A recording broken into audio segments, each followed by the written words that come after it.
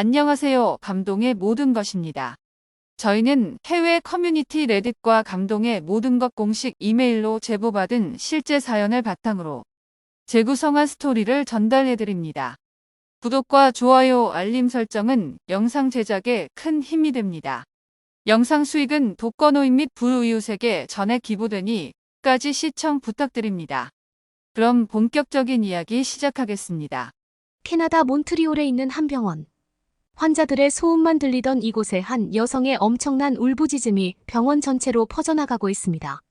그곳에는 병원에서 생을 마감한 아들의 손을 부여잡은 채 장례식을 치를 돈이 없으니 아들을 이대로 놔두라는 고함 소리만 반복하는 캐나다인 여성의 모습이 보이는데요.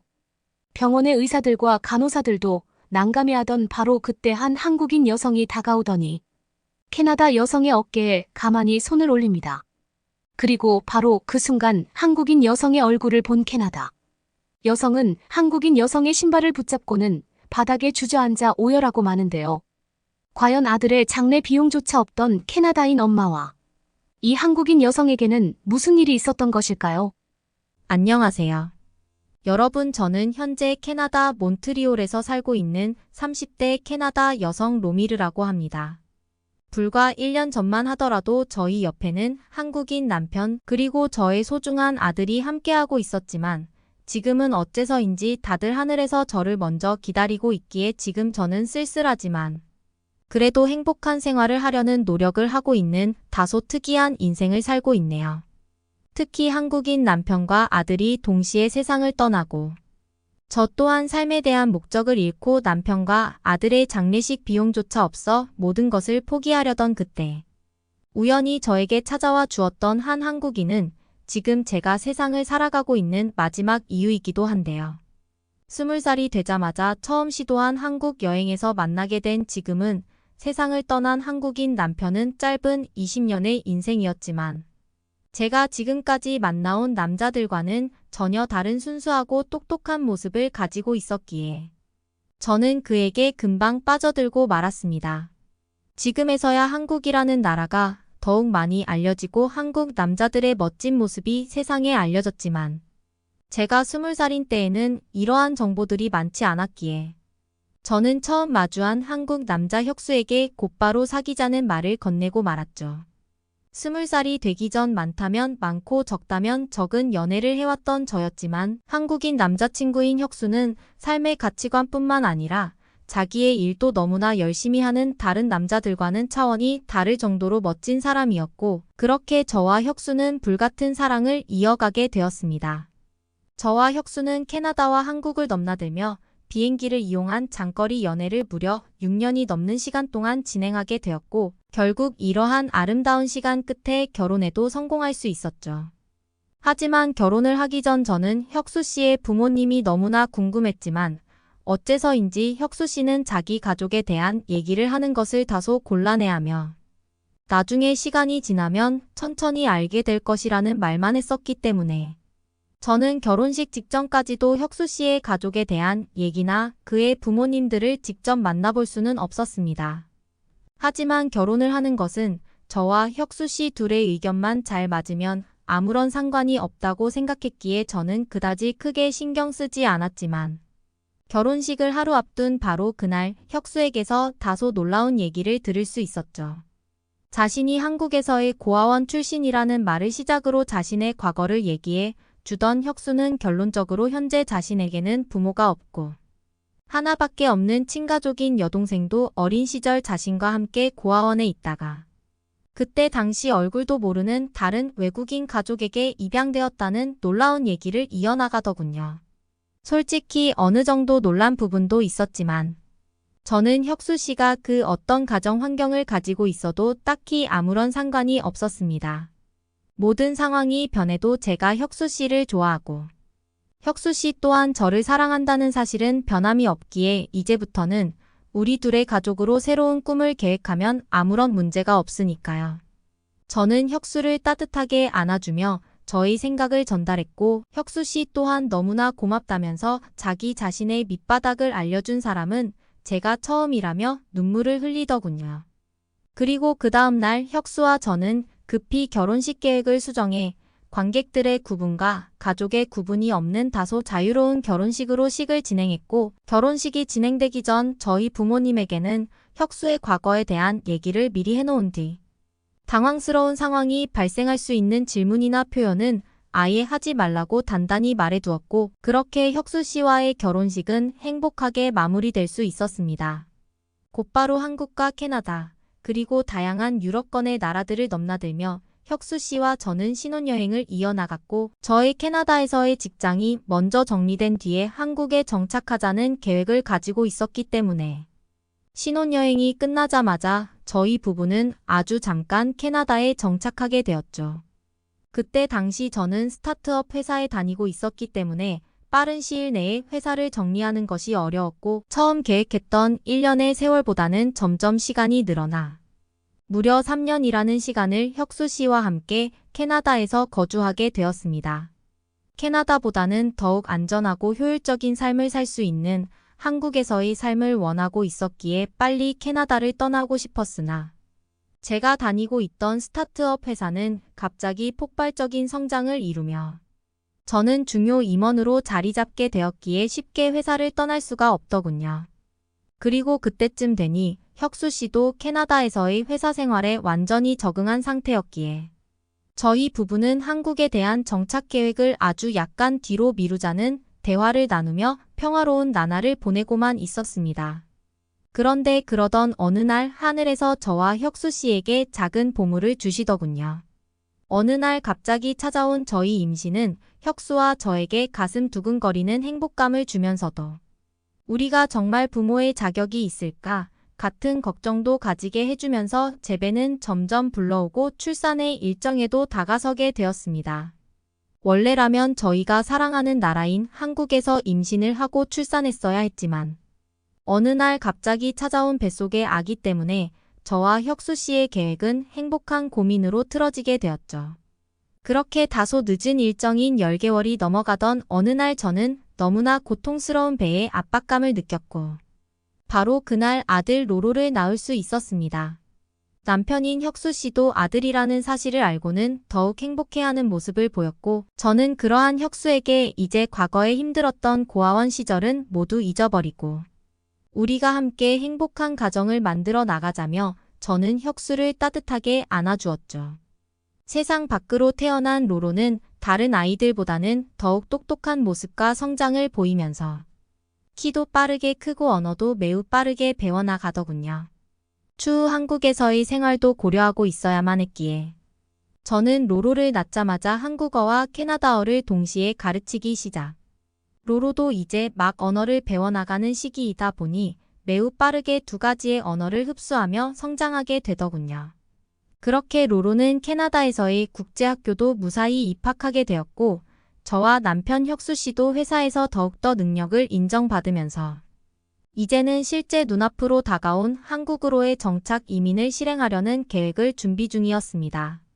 회사에 대한 이직 문제와 로로의 한국에서의 교육 문제, 그리고 거주에 대한 문제도 어느 정도 가닥이 보이게 되었고, 그렇게 로로가 태어나고 8살이 넘는 나이가 되었을 때 저희는 한국으로의 이민을 2개월 정도 앞두고 있었죠. 그 사이 로로는 이미 어린 나이였음에도 한국어를 능수능란하게 구사했고, 또 중간중간 한국어로의 여행을 시도하며 한국에서의 생활과 한국인 친구들에도 어느 정도 적응한 상태였기에 저와 혁수 씨는 최종적으로 계획을 점검하고 이민의 그날만 기다리고 있었습니다. 그러던 어느 주말 저와 혁수 그리고 로로는 함께 주말 여행 겸 캐나다에 가까운 근교로 캠핑을 가게 되었던 날이었습니다. 날씨가 그렇게 좋지는 않았지만 그래도 여유를 즐길 수 있는 캠핑을 즐기기 위해 오랜만에 가족이 다 함께 외출을 한 날이었기에 저는 너무나 들뜬 마음으로 야외 캠핑을 준비하고 있었죠. 남편인 혁수와 로로는 캠핑에서의 먹거리를 위해 잠깐 마트에서 장을 봐온다고 했고, 저는 그들을 기다리며 캠핑 준비를 하고 있었습니다. 하지만 어째서인지 3시간, 4시간이 지나도 혁수 씨와 로로는 돌아오지 않더군요. 처음에는 그저 오겠지라는 마음을 가지고 있었지만 아무리 시간이 지나도 돌아오지 않아 저는 직접 주위의 마트들을 전부 돌아다니며 혁수와 로로를 찾아다녔습니다. 그리고 결국 한 병원에서 혁수와 로로가 입원해 있는 모습을 마주하게 되었죠. 캠핑을 하기 위해 휴대폰조차 야영장에 놔두고 마트에서 장을 보던 혁수 씨와 로로는 캠핑장으로 돌아오던 중 캠핑장 근처에 있던 건설지를 지나가다가 중국인 인부의 실수에 의해 떨어진 철근에 머리 쪽을 크게 다치고 말았고 둘 다 정신을 차리지 못한 상태였습니다. 도저히 믿기지 않는 상황에 손이 벌벌 떨리며 눈물만 흘리던 그때 캐나다 병원의 의사분은 혁수 씨와 로로가 둘 다 머리를 크게 다쳐 언제 깨어날지 모르는 것은 물론 최소 3차례의 수술을 진행해야 할 것 같다면서 마음의 준비를 하고 있으라는 담담한 진단을 내려주시더군요. 수술을 기다리던 사이 캐나다 경찰관 분들이 찾아와 사고 상황에 대한 설명을 해주지만 해당 건설사의 하위 기관이 계약서도 쓰지 않은 상태로 중국인 인부를 고용해 일하던 중 발생한 사고라. 아마 사고 처리 문제나 체포에서 긴 시간이 소요될 것 같다는 답답한 말만 반복하셨습니다. 참을 수 없는 분노에 저는 매일 밤 그 공사장을 찾아가 눈에 보이는 중국인 인부들의 어깨를 흔들며 아들과 남편을 살려내라는 고함을 쳤고 결국 그렇게 일주일 정도 지난 뒤 그 건설 공사장은 천막으로 모든 것을 가린 채 공사 자체가 중단되어 있더군요. 혁수 씨와 로로는 무려 2차례 이상의 수술을 받았고 의사분께서도 어느 정도 예후가 좋으니 지켜보자는 말을 해주셨기에 저는 너무나 감사한 마음으로 매일매일 기도를 하며 가족의 곁을 지켜나갔습니다. 그렇게 혁수 씨와 로로가 동시에 3번째 수술을 앞둔 날이 되었지만 제가 아침에 눈을 떴을 때에는 이미 로로와 혁수 씨가 세상을 떠난 뒤였습니다. 운명의 장난인지 거의 비슷한 시간에 세상을 떠난 혁수 씨와 로로의 상황에 저는 한 번도 느껴보지 못한 무기력함과 절망적인 기분에 말이 입 밖으로 나오지 않았고 그저 눈앞의 상황이 마치 꿈인 것 같은 감각을 느끼며 그들을 보내고 말았죠. 하지만 문제는 그 다음이었습니다. 이미 가족 2명의 병원비와 입원비, 그리고 수술비의 치료 비용까지 제가 모아놓았던 돈은 물론 모든 재산까지 소모된 뒤였고 저는 결국 남편과 아들의 장례식 비용조차 없는 사람이 되어 있었죠. 병원에서는 하루가 멀다 하고 저를 찾아와 병원에서 보관할 수 있는 시간이 그렇게 길지는 않다면서 장례식을 치르지 않을 거라면 자신들이 알아서 처리하겠다는 말을 해주며 저를 압박했습니다. 저는 도저히 그것만은 막고 싶어 돈을 빌릴 수 있는 시간을 달라고 무릎도 꿇어보았지만 그 캐나다 병원에서는 눈 하나 깜짝하지 않더군요. 남편과 아들이 세상을 떠났다는 사실에 우울증이 걸리기는커녕 저는 모든 수단과 방법을 동원해 가족의 마지막 장례식을 치르기 위해 돈을 빌리고 다녔지만 장례식 비용도 비싼 캐나다의 환경 때문인지 도저히 그 큰 돈을 마련할 수가 없었습니다. 캐나다 병원에서는 장례식 비용이 없으니 내일 당장 혁수 씨와 로로를 알아서 처리하겠다는 통보를 내렸고 저는 결국 병원 데스크 앞에 주저앉아 고함을 치거나 병원의 영업을 방해하며 시간을 벌 수밖에 없었죠. 하지만 곧 찾아온 경찰관 분들은 사정은 이해하나 이것은 영업방해라며 저를 끌고 갔고 저는 결국 병원 밖의 길바닥에 주저앉아 마지막 남은 하루의 기간을 그렇게만 보내고 있었습니다. 그런데 바로 그 순간 한 여성의 작은 구두 소리가 들리더니 저에게 손을 내밀더군요. 그리고 그녀의 가슴에는 장례지도사라는 캐나다어로 쓰인 명함과 이름이 적혀 있었습니다. 그런데 명함의 이름이 혁수 씨와 똑같은 성인 박으로 심지어 한글로 쓰여 있었고 저는 너무나 놀란 마음에 그녀의 얼굴을 쳐다보았죠. 그리고 그곳에는 혁수 씨와 똑같이 생긴 한 한국인 여성이 서 있었습니다. 그녀는 저에게 고생했다면서 자신이 너무 늦게 찾아온 것은 아니겠죠라는 말과 함께 이제부터는 모든 장례식을 알아서 처리할 테니 일단은 감정을 추스르고 있어 보라며 저에게 작은 문서 종이들을 내밀더군요. 그리고 받아든 그 종이에는 제 남편인 혁수 씨와 제 눈앞에 여성의 가족이라는 증명서와 함께 한국의 고아원 시절 같이 찍은 사진이 들어 있었습니다. 알고 봤더니 그녀는 아주 오래전 혁수 씨가 고아원에서 그저 이별할 수밖에 없었다던 한국인 친여동생이었죠. 모든 상황이 너무나 놀라움의 연속이었지만 제가 제일 놀랐던 것은 그녀가 한국에서 장례 지도사로 활동하고 있다는 사실과 저의 장례를 도와주기 위해 얼굴도 보지 않은 저를 찾아왔다는 사실이었습니다. 다시 올려다본 그녀의 얼굴에는 오랜 시간 보지는 못했겠지만 오빠를 잃은 슬픔인지 복합적인 감정인지 모를 눈물이 흐르고 있었고 저는 그 자리에 주저앉아 너무나 고맙다며 오열할 수밖에 없었습니다. 오래전 고아원에서 캐나다인 부모에게 입양된 그녀는 저와 혁수 씨의 캐나다 거주 소식을 이미 알고 있었고 어느 정도 시간이 지나서는 자신의 깊이 있는 꿈을 이루기 위해 한국에서 장례 지도사라는 직업을 가지고 사람들의 위로를 해주는 따뜻한 사람이 되어 있었던 것이죠. 저는 혁수 씨의 동생인 진아 씨의 도움을 받아 병원에서 계속 방치되어 있던 혁수 씨와 제 아들 로로의 장례식을 안전하게 치를 수 있었고 진아 씨에게 현금이 담긴 작은 돈 봉투도 받게 되었습니다. 도저히 받고 싶지 않았지만 현실적인 문제들을 생각해 볼 때 아무런 돈이 없던 저에게는 그 돈을 거절할 용기가 생기지 않았고 그저 고맙다는 눈물만 흘리며 그 봉투를 받을 수밖에 없었죠. 진아 씨도 저희 모든 감정을 어느 정도는 이해한다면서 수십 년 동안 서로의 생사만 알고 있었던 오빠지만 더 이상은 이제 서로 만나지 못한다고 생각하니 많이 슬프다는 말과 함께 저를 따뜻하게 안아주며 저와 진아 씨는 함께 눈물을 흘렸습니다. 그날은 참 많은 눈물을 흘린 날이 되었고 그렇게 3개월의 시간을 통해 저는 혁수 씨와 로로의 장례식 마무리를 여동생 진아 씨의 도움을 받아 끝낼 수 있었습니다. 모든 절차가 끝났을 때에는 제 감정도 많이 추스러진 상태였고 진아 씨도 옆에서 저를 많이 도와주며 그래도 행복하고 조용한 감정으로 좋은 곳으로 보내게 되었죠. 그리고 약 1년이라는 시간이 지난 지금 저는 여전히 캐나다에서 살아가고 있습니다. 모든 장례 절차가 끝났을 때 한국에서 살아가야겠다는 생각도 했으나 한국에 있는 혁수 씨와 비슷한 한국인들을 볼 때면 저도 모르게 세상이 무너질 것 같은 감정과 슬픔이 몰려왔고 결국 저는 어쩔 수 없이 캐나다에서의 삶을 선택할 수밖에 없었죠. 하지만 지금 제 옆에는 혁수 씨의 동생인 진아 씨가 저와 함께 몬트리올의 한 주택에서 서로 도우며 살아가고 있습니다. 다니던 회사도 그만두게 된 저는 지금은 진아 씨와 함께 캐나다 코리아타운 근처에서 한국인 이민자분들을 대상으로 장례를 도와드리는 봉사활동 겸 사업을 진행하고 있죠. 아주 오래전 저 또한 장례 지도사 진아 씨의 도움으로 어려움을 해결하고 삶의 목적을 얻었던 것처럼 캐나다에서 살고 있는 한국인 분들에게 도움을 드리고 있는 지금 저희 인생은 그래도 하늘에 있는 혁수 씨와 로로 그리고 제 옆에 진아 씨와 함께여서 더할 나위 없이 소박하고 기쁜 하루를 보내고 있습니다. 노력한 만큼 보상받는 나라 그게 바로 한국입니다.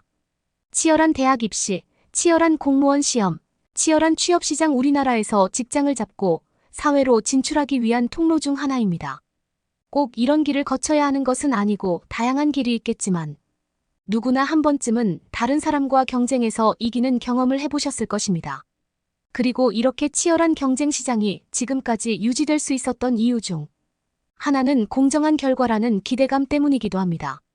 공정하지 않고 부당한 이익을 취하는 사람들이 많다면 치열한 대학 입시도 없을 것이고 치열한 취업 시장도 없을 것이죠. 왜냐하면 공정하지 않기 때문에 애초에 뛰어들지 않을 테니까 말이죠. 오히려 오래전부터 선진국으로 불리던 유럽에서 공정한 기회가 주어지지 않는다고 느끼게 되었고 한국으로 발걸음을 돌린 외국인들이 있습니다. 그리고 한국에서 공정한 경쟁을 통해서 살아남게 되었다고 하는데요. 과연 무슨 일이 있었던 것일지 지금부터 사연 만나보시죠. 저는 아르헨티나 출신의 나뚜르라고 합니다. 한국이라는 나라 덕분에 노력하면 성공할 수 있다는 공식이 아직까지 존재하는구나를 알게 되었습니다. 저는 한국이 아니었다면 아직도 벌레들과 같이 살아야 하는 아르헨티나의 가난한 동네에 살았을지도 모른다고 생각이 듭니다. 그리고 최근에는 한국이라는 사회가 주는 기회를 같이 탑승하기 위해서 친구 넬리를 한국으로 초대하기도 했습니다. 아르헨티나와 남부 유럽에서 모진 일 다 겪은 저희가 한국에 대해서 느끼는 감정은 단순한 감사함 그 이상입니다. 우선 저는 아르헨티나에서 어릴 때부터 나중에 커서 모델 일 해보는 게 어떻겠냐는 말들을 많이 들어왔어요. 저희 집은 매우 가난했기에 학교를 제대로 다닐 수 없었던 저는 길거리에 나가서 신문을 팔거나 빨래 일을 하거나 나중에는 시내의 대형 커피숍에서 근무하기도 했었습니다. 이 모든 게 20살이 되기 전에 있던 일이에요. 제가 아주 어릴 때는 길에서 신문을 팔아도 그날 먹을 저녁 밥값은 벌 수 있었는데 어느새부터인가 신문은 안 팔리기 시작했고 그래서 다음으로 구한 직장인 마을의 세탁소 같은 빨래방에 취직을 했습니다. 당연히 자동이 아니라 사람이 직접 빨아야 하는 완전 구식의 빨래터에 출근해서 거기서 하루 종일 이불과 각종 빨랫감을 밟아대는 일 같은 것 말이죠. 그리고 점점 커가면서 키는 계속 자랐고 주변에서 모델 일을 하라는 소리를 그때부터 들었죠. 그리고 저와 비슷한 부류의 친구인 넬리와 친하게 지내게 되고요. 같이 하루 종일 빨래를 밟다 보니 금방 친해졌던 친구죠. 그렇게 저와 넬리는 도시의 부유한 카페 사장님에게 눈에 들어서 시내의 카페에서 일을 할 수 있는 기회를 얻었어요. 거기는 외국인 손님들도 많이 오고 직원들도 외모가 훌륭한 사람들만 모아서 뽑는다고 하던 그런 곳이었죠. 저랑 넬리는 그런 데에서 일할 수 있다는 것에 굉장히 기쁘게 생각했습니다. 실제 거기서 일을 하다가 유럽의 모델 에이전시에 들어가서 일을 하게 된 선배들도 있다고 하니 카페에서 일을 하다 보면 좋은 일이 생기지 않겠느냐는 그런 기대감 같은 것도 가지고 있었습니다. 하지만 저희의 그런 기대는 처참히 부서져 버렸는데요. 불순한 의도로 저희에게 접근해서 한 달에 얼마씩 줄 테니 자신의 애인이 되어라 같은 제안들을 받고는 했습니다. 모델 에이전시에서 찾아와서 오디션이나 한번 보러 오라는 그런 제안 같은 것은 한 번도 받아본 적 없고 그냥 단순히 저희를 놀이개로 삼고 싶은 부유한 외국인들과 내국인들의 제안이 있을 뿐이었습니다. 그리고 정말로 가끔씩 그런 제안에 솔깃했는지 어느 날부터 출근을 안 하는 젊은 직원도 있기도 했습니다. 그런 걸 볼 때마다 여기는 정말 끔찍한 곳이라고 생각했고 그렇게 카페가 점점 싫어졌습니다. 그렇게 저와 넬리는 아르헨티나 땅을 떠나 무작정 유럽으로 향했습니다. 사실 편법으로 유럽에 들어간 건데요. 브로커는 저희를 유학생으로 가장해서 관련 비자를 취득하게 해주었고 그렇게 억지로 들어간 스페인에서 저희는 수많은 모델 오디션을 보고 근근히 잡히는 촬영을 하면서 먹고 살았습니다. 하지만 저희에게는 보이지 않는 벽이 존재했어요. 살짝은 진한 피부색에 저희와 어울리는 촬영에 지원을 해도 합격을 하지 못하는 경우가 많았고 이렇게 일뿐만 아니라 평소에 생활하면서 부당한 일을 많이 당하고는 했습니다.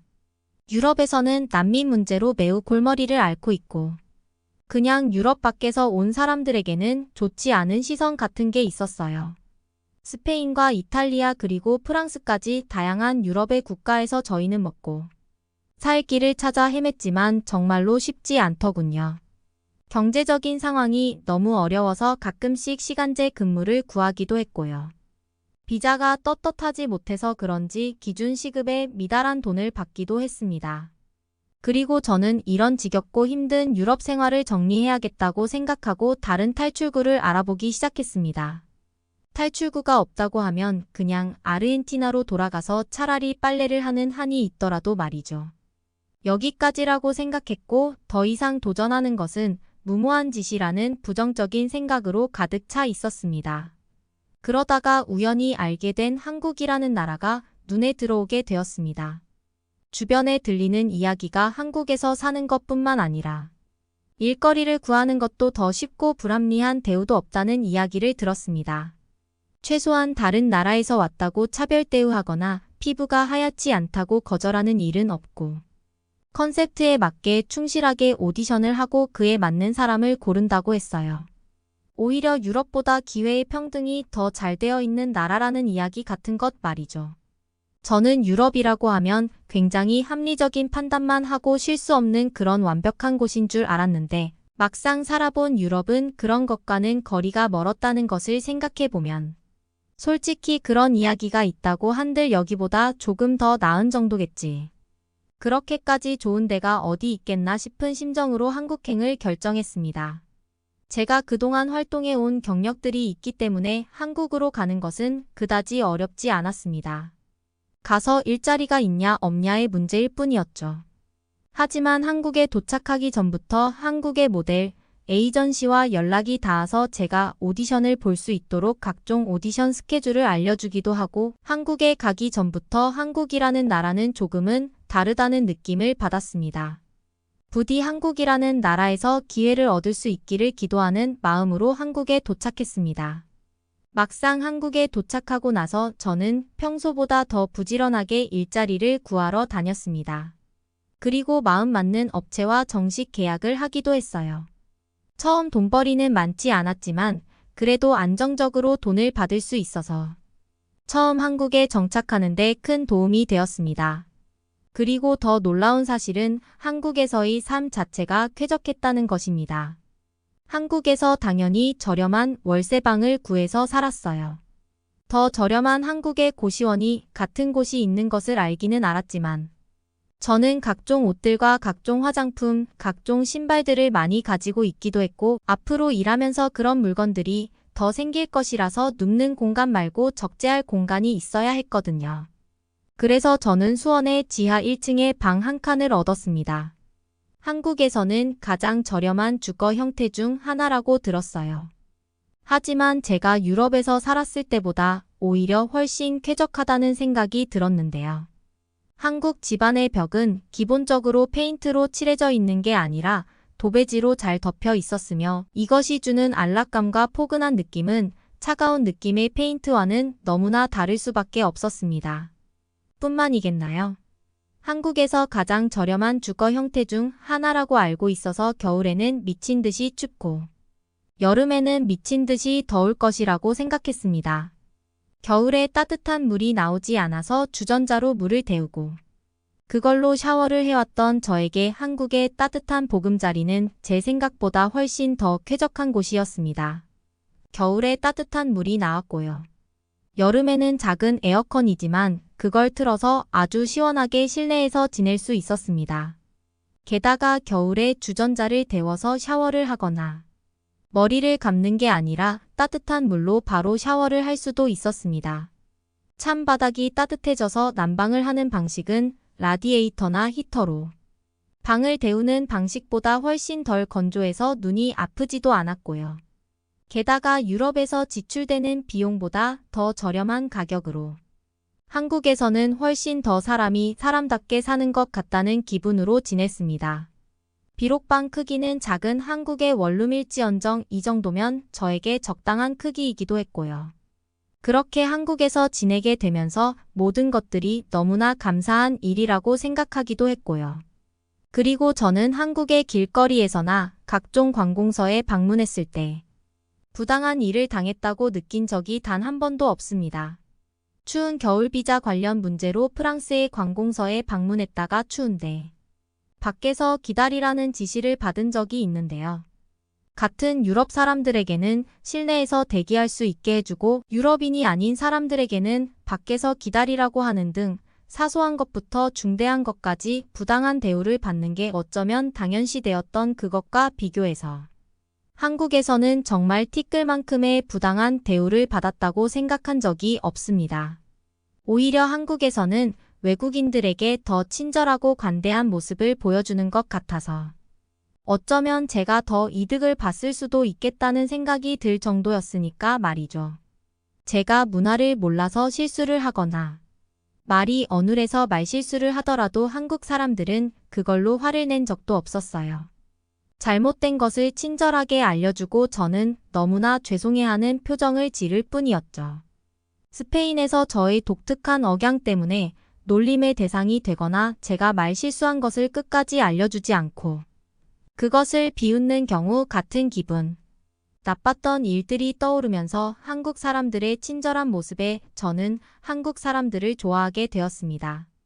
원래는 누가 말을 걸어오면 귀찮아하고 싫어하던 제가 이제는 한국 사람들이 신기하게 저를 보면서 말을 걸어오면 나쁜 의미가 아니라 좋은 의미로 다가온다는 것을 알기 때문에 가끔씩은 모르는 사람들과 지하철에서 한참을 대화하기도 하는 경험도 하죠.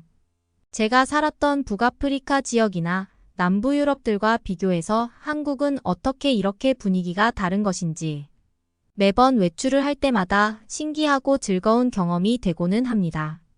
그리고 저는 이런 한국에서 제공받을 수 있었던 안전한 보금자리와 사람들의 친절함에 보답하기 위해서 제가 일터에 갈 때마다 좋은 첫인상을 줄 수 있을 게 뭐가 있을까 생각해 봤습니다.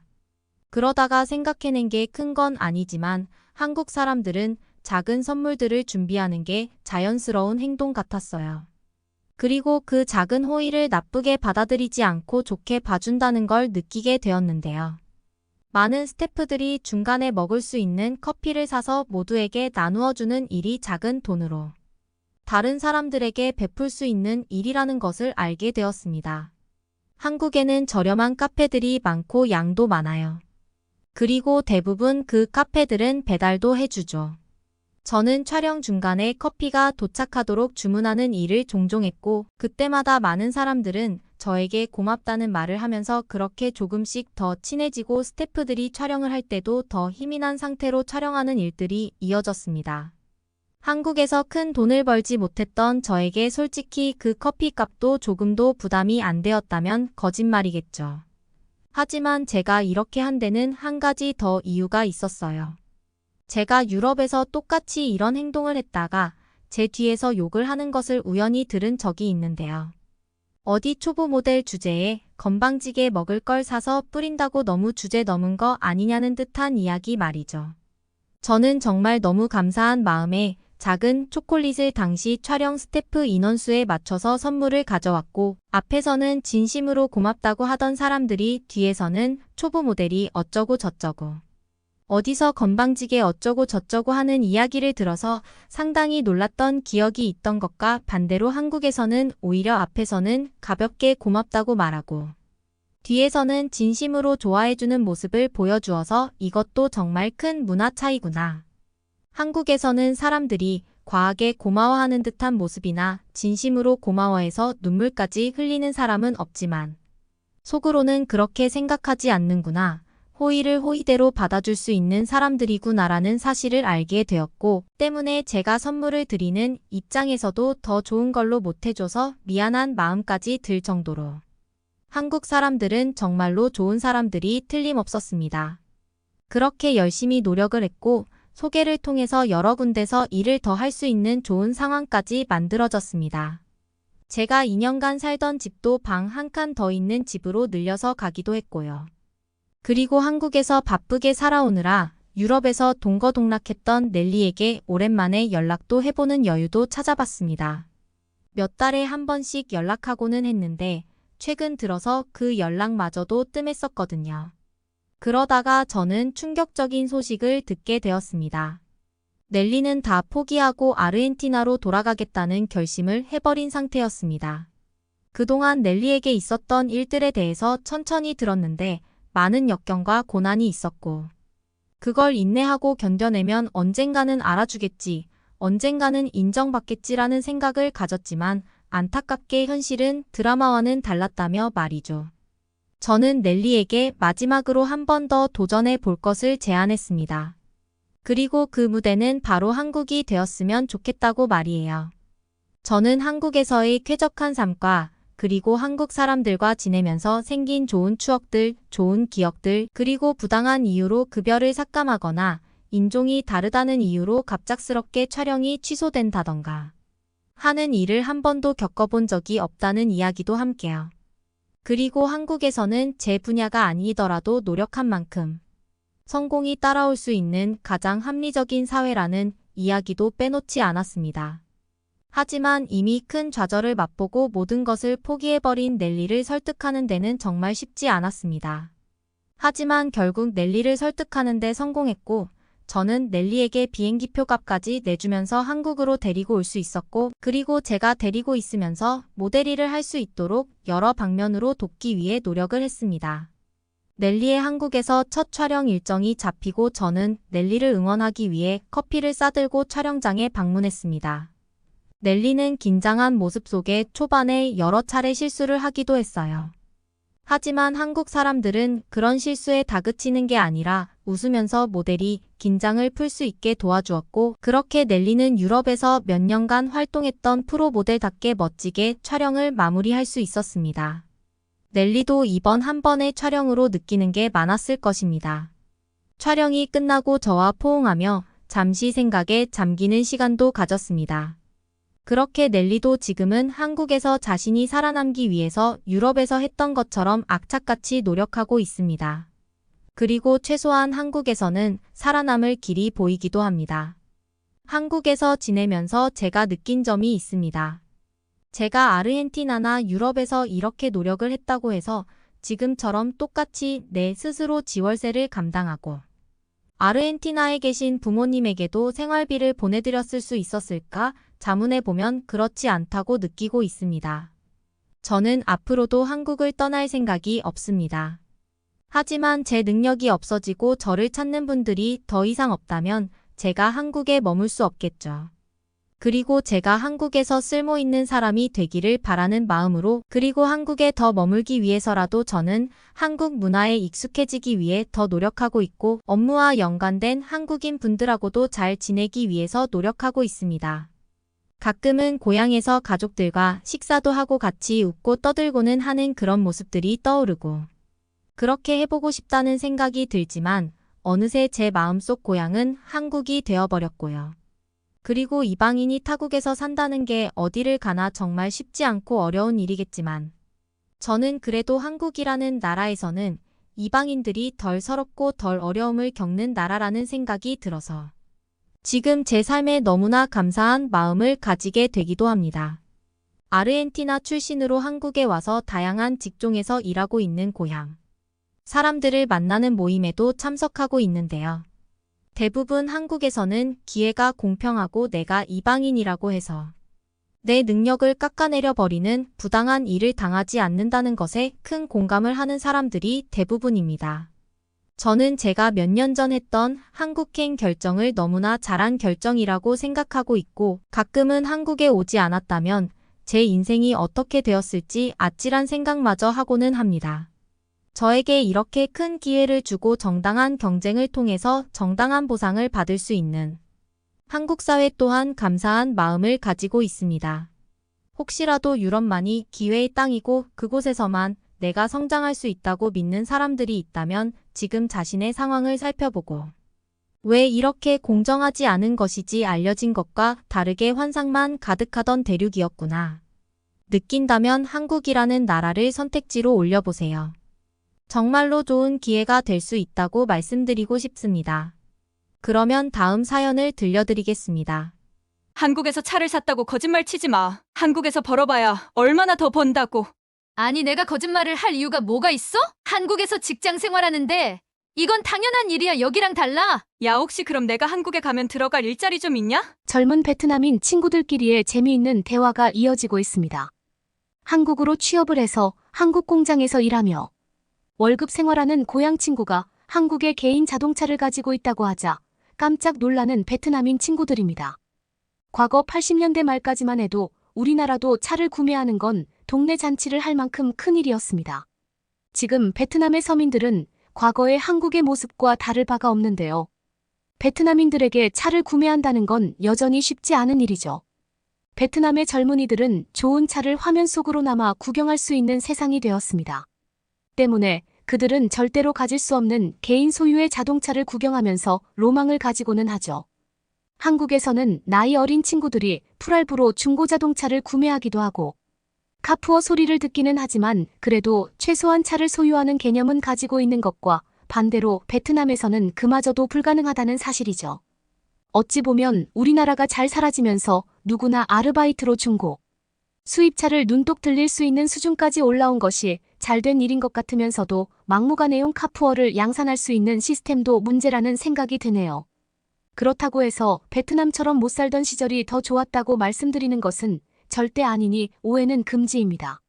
그리고 베트남과 비교해서 훨씬 높은 임금 체계는 한국으로 넘어온 베트남인들에게도 개인 소유 자동차를 구매할 수 있는 기회를 만들어주고 있습니다. 때문에 젊은 베트남인들이 한국의 노동자로 취업한 뒤 조금이라도 자리를 잡게 되면 중고차 매장에 방문해서 작은 차라도 구매해서 타고 다니는 데는 이런 복잡한 상황이 있죠. 실제 경기도 안산 및 시흥의 산업단지에서 500만 원 이하 중고차 수요는 대부분 외국인들이 차지하고 있습니다.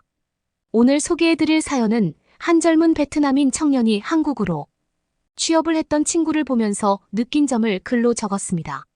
한국이 좋은 나라인 줄은 알았지만 이렇게 베트남과 격차가 나고 있는 줄은 몰랐다는데요. 무슨 이야기를 하고 있는 것인지 지금부터 사연 만나보시죠. 저는 베트남 하노이에서 살고 있는 청년입니다. 이곳은 사파 옆에 있는 작은 도시죠. 사실 좋은 일자리는 대부분 사파에 있지만 그마저도 그냥 저녁 먹고 살 수 있는 돈벌이만 할 수 있지.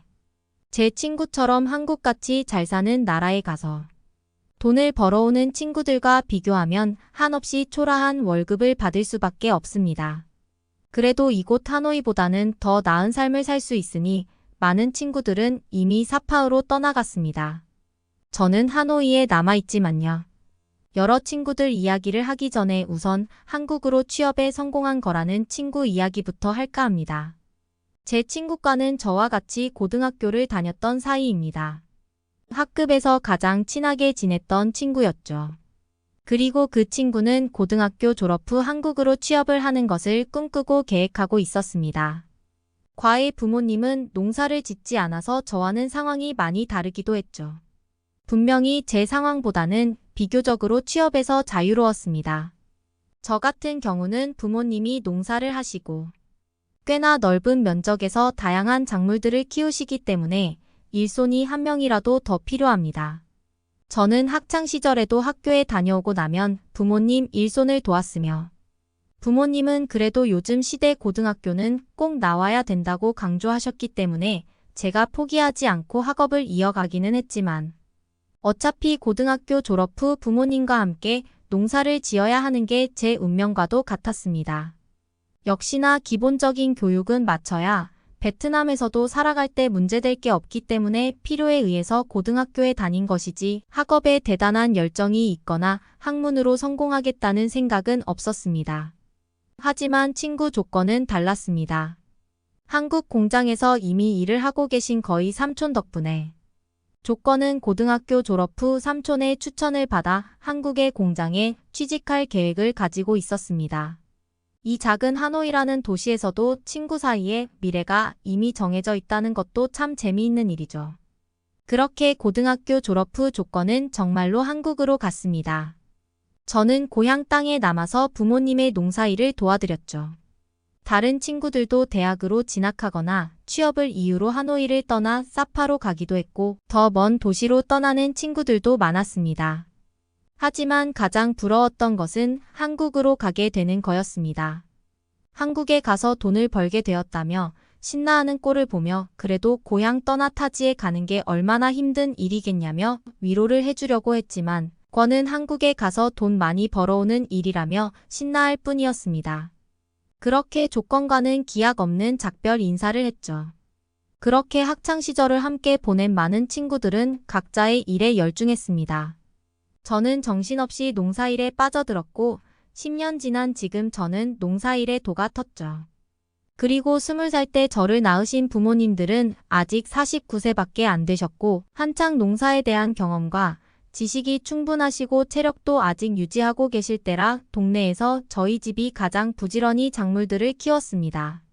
동네에서는 나름대로 농사 짓는 집이라 수익도 괜찮았죠. 20대를 농사일로 시간을 보내며 가끔은 연락하며 도시 생활을 하는 친구가 부럽기도 했지만 고향에서 맘 편하게 지낼 수 있다는 장점 하나로 마음을 다잡곤 했습니다. 꿔도 고향 생각이 난다며 힘들었던 이야기를 꺼내기도 했으니까요. 그러다가 10년 만에 조건이 고향으로 잠시 돌아오겠다고 연락이 왔습니다. 한국 공장에서 10년간 일했고 마침 일거리도 줄어들었고 해서 3달 정도 무급휴가를 내고 고향에 왔다 가겠다고 하더군요. 오랜만에 보는 옛 친구와 다시 만날 생각에 기대가 되었습니다. 그동안 한국에서 고생한 친구에게 고향 음식을 뭘 먹이고 10년 사이 많이 바뀐 베트남의 좋아진 곳들을 보여줄 생각도 했으며 조건을 때리고 어디로 갈지 고민하느라 신났죠. 조건이 베트남으로 오겠다고 했던 날이 왔습니다.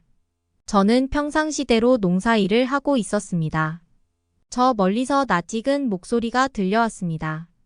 바로 조건이 저를 크게 부르는 소리였습니다. 재빨리 허리를 펴 소리가 나는 쪽을 바라봤습니다. 그가 높이 손을 흔들며 저를 부르고 있었죠. 반가운 마음에 당장 뛰어나갔고 저희 부모님도 그런 꼴을 환영해 주셨습니다. 점심 식사 준비를 하고 식탁에 앉아 조건과 그동안 잘 지냈냐는 안부 인사를 시작으로 그동안 못다한 이야기로 서서히 대화를 풀어나갔습니다. 그리고 조건은 저와 부모님에게 드리는 선물이라며 이것은 자기 공장에서 생산하는 물건인데 품질 좋은 장화이니 꼭 사용해 보시라며 선물로 주기도 했습니다. 역시나 한국산답게 딱딱하지 않고 부드럽고 가벼운 게 참 좋은 물건 같았죠. 점심 식사 후 저녁에 시내에서 조건을 포함한 학교 동창생들과 다시 모이기로 하고 일단 점심 식사 자리는 마무리했습니다. 그리고 곧바로 선물 받은 그 장화를 신고 일하니 한결발이 편안하다는 것을 느꼈습니다. 부모님도 선물 받은 한국산 장화를 신고 일하시니까 세상에 이런 게 있는지 몰랐다며 굉장히 좋아하셨죠. 역시 한국이라는 나라가 듣던 대로 좋구나 했습니다. 같은 물건을 만들어도 아주 다르구나, 정말 좋구나라는 말이 연신 나올 수밖에 없었습니다. 그동안 저는 조건과 꾸준히 연락하며 한국이 정말 좋은 곳이라는 것을 알고 있었지만 현실과 달리 베트남인들 중 꽤나 많은 사람들은 한국이 그렇게 좋은 곳은 아니라고 생각하는 사람이 많습니다.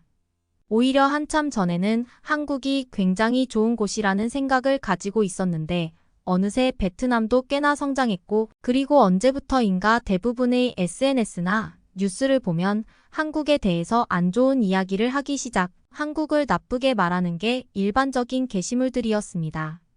특히 한국과 정치적인 갈등이 최고조로 달했던 2010년대 중반부터 그런 현상들은 많아졌습니다. 심지어 한국인들은 고기도 못 먹어서 건강하지 않고 날씬한 한국인들은 사실은 못 먹어서 마른 체형이 된 것이라는 이야기도 있었어요. 조건이 한국에 가서 잘 먹고 잘 살아서 살이 쪘다고 말하는 것과는 전혀 다른 이야기였죠. 그리고 한국은 법적으로 정해준 시급이 너무 높아서 고용주들이 직원 고용을 잘하지 않으려 하고 물가가 너무 올라서 마음대로 소비하지도 못한다고 하는 것들이 대표적인 예시입니다. 하지만 저는 조건을 통해서 한국의 소식을 간간히 들을 수 있었고 제가 조건에게 너 거기서 밥은 잘 먹을 수 있는 거냐며 물었을 때 그런 베트남의 거짓 뉴스에 속지 말라며 저를 훈계해 주었죠.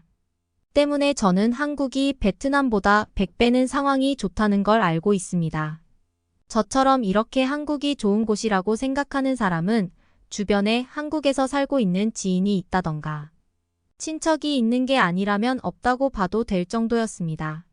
그리고 사실은 뉴스에서 말하는 한국에 대한 이야기들이 가짜라는 말을 입 밖으로 꺼낼 수 없습니다. 한국인들은 때깔이 좋다, 한국인들은 다 잘생겼다, 다 이쁘다 같은 표면적인 이야기면 몰라도 한국이 살기에 굉장히 좋다더라, 베트남보다 훨씬 좋다던데라고 말하는 건 어느새 공감받기 어려운 일이 되어버렸습니다. 참 이상한 일이지만 정말 많은 사람들은 베트남의 공영 뉴스가 거짓말을 할 리가 없다고 생각하는 모양입니다. 다시 돌아와 조건이가 점심 식사를 저희 가족과 함께 했던 그날 저녁, 다시 조건을 만나러 시내로 나갔습니다. 점심때에도 느끼기는 했지만 조건을 비롯한 몇 명의 동창들이 함께 모여 있으니 조건의 얼굴빛이 남달랐다고 느꼈는데요. 10년 만에 친구들이 함께 모여 있자 재미있는 현상이 보였습니다. 권은 마치 한국인처럼 얼굴에서 광채가 났다고 느껴졌습니다. 이제 30살을 1년 앞둔 베트남 남자들은 마치 40살과 같아 보였고 조건은 아직도 20대인 것처럼 보였습니다. 우리를 모르는 누군가가 본다면 조건과 막내 동생이 아니냐는 말을 들을 정도로 차이가 많이 났다는 점은 참 신기했습니다. 한국이 물이 좋은 건가 아니면 한국인들처럼 성형을 한 건지.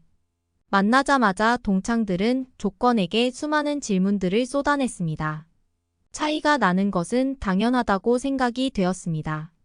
한국에 살고 있는 조건은 한국인들처럼 선크림도 열심히 바르고 좋은 로션도 바르고 좋은 물과 비누로 세수도 했을 것이고 청결하게 자신의 몸을 잘 가꾸어 왔습니다.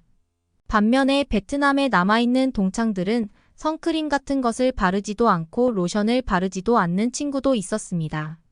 몇 년 전 조건이 저에게 한국산 선크림이라며 대량으로 보내주기도 했지만 꾸준히 바르지 않아온 제 스스로가 원망스러울 뿐이었죠. 남자가 여자처럼 그런 걸 왜 바르냐 말하는 친구들은 결국 더 늙어 보이는 결과를 낳았죠. 이렇게 멋진 모습을 하고 있는 조건과 반갑게 인사하고 함께 식당으로 들어갔습니다. 술을 곁들이며 즐거운 저녁 식사가 이어졌습니다. 그리고 아직 젊은 나이 때문에 그런지 대화의 주제는 한국 여자부터 해서 자동차까지 제 또래 남자애들이 좋아할 만한 주제로 넘쳐났습니다. 여기서 볼 때 때깔 좋은 조건은 한국 여자 좀 만나봤을 것 같아서 동참들과 함께 관련된 내용으로 노골적인 질문을 해봤지만 조건은 그렇지 않다며 아쉽게 한국에서는 여자들에게 인기가 없었다는 충격적인 고백도 들었죠. 자기가 좋아하던 같은 공장에서 일하는 한국인 여직원한테 고백했다가 차인 얘기는 너무나 웃겨서 다들 배를 잡고 쓰러졌죠. 이 친구들 사이에서 가장 얼굴에 빛이 나는 조건도 한국 여자를 만나기에는 어렵나 보다 생각했습니다. 여자 이야기를 떠나서 또 다른 관심사는 자동차였습니다.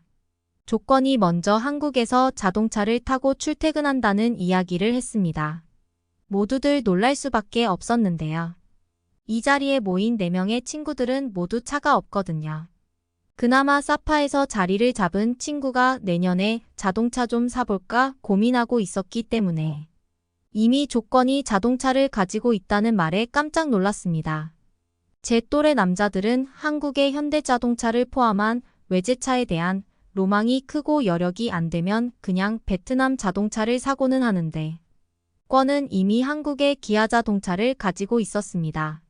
물론 5년 된 중고차를 사긴 했지만 K 시리즈 모델은 사진만으로도 그 자태가 엄청났죠. 조건이 핸드폰으로 찍어온 사진을 보여주자마자 모든 친구들은 오라며 감탄사를 냈습니다. 베트남에서 당장 그 차를 몰고 시내를 천천히 돌아다니면 당장이라도 애인이 생길 것 같은 차였는데 말이죠. 한국에 오면 차를 태워준다는 조건의 자랑을 들으며 참 부럽다고 느꼈습니다. 같은 나이에 벌써부터 운전을 하고 다닌다는 친구가 멋있어 보였죠.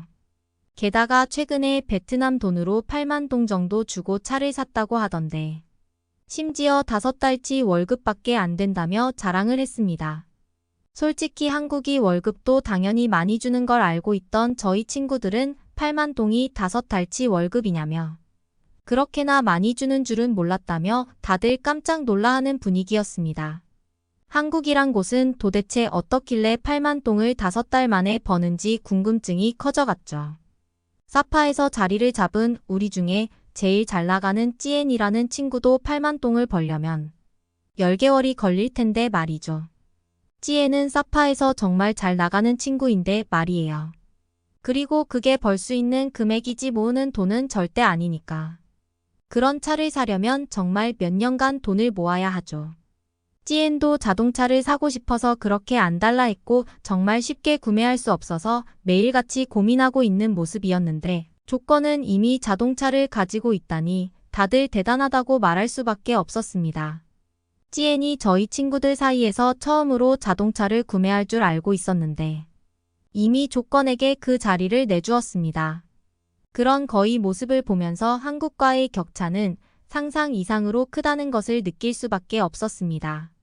그렇게 즐거운 술자리를 마치고 집으로 걸어오는 길에 많은 생각이 들었습니다.